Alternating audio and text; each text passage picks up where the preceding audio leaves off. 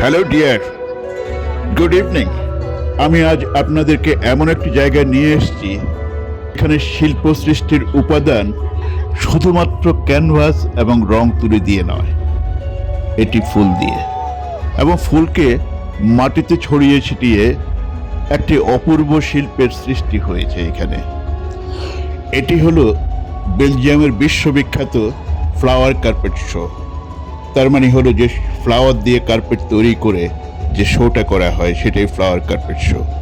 আমি জানি না পৃথিবীর আর কোথাও হয় কিনা, কিন্তু তা যদি না হয়ে থাকে আমি বলবো যে বেলজিয়ামের এই ফ্লাওয়ার কার্পেট শোটা পৃথিবীর একমাত্র এবং সবচেয়ে বৃহত্তম ফ্লাওয়ার কার্পেট শো।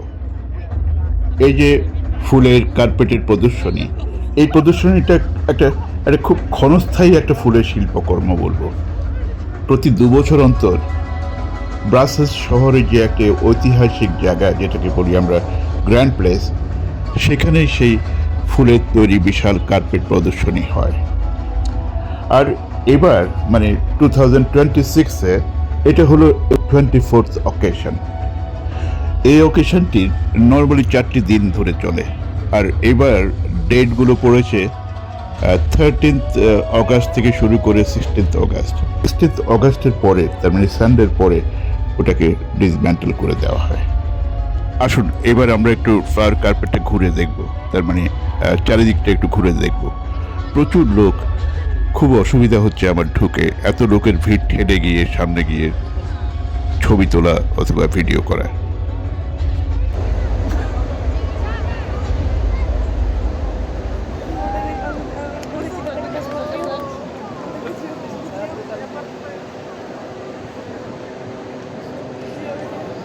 এবারের যে ফ্লাওয়ার কার্পেটের মূল বিষয় ছিল জাপান।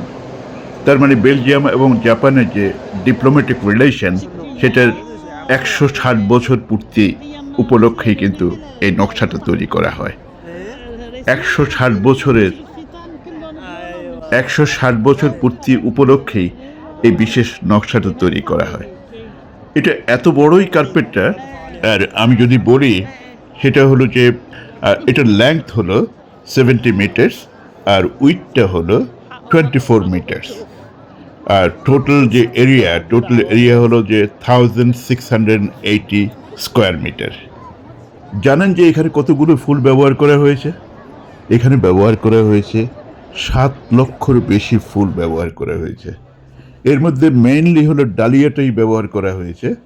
তো এই ফুলগুলি নর্মালি বেলজিয়াম এবং নেদারল্যান্ডসের যে সীমান্তবর্তী এলাকা, ওখান থেকে এগুলি কালেক্ট করা হয়েছিল। এই ডিসপ্লের সবচেয়ে ইন্টারেস্টিং পার্ট হলো যে রাতের লাইট অ্যান্ড সাউন্ড শো।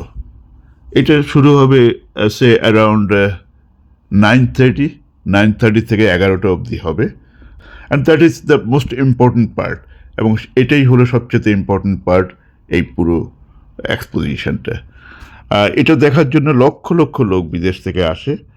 আর আমি আশা করব যে আপনারা যদি পারেন ঠিক এই সময়টাতে এখানে আসার চেষ্টা করবেন, তাহলে আপনি উপভোগ করতে পারবেন বেলজিয়ান ফ্লাওয়ার কার্পেট শো। আমি এখন আপনাদেরকে নিয়ে যাচ্ছি লাইট অ্যান্ড সাউন্ডে।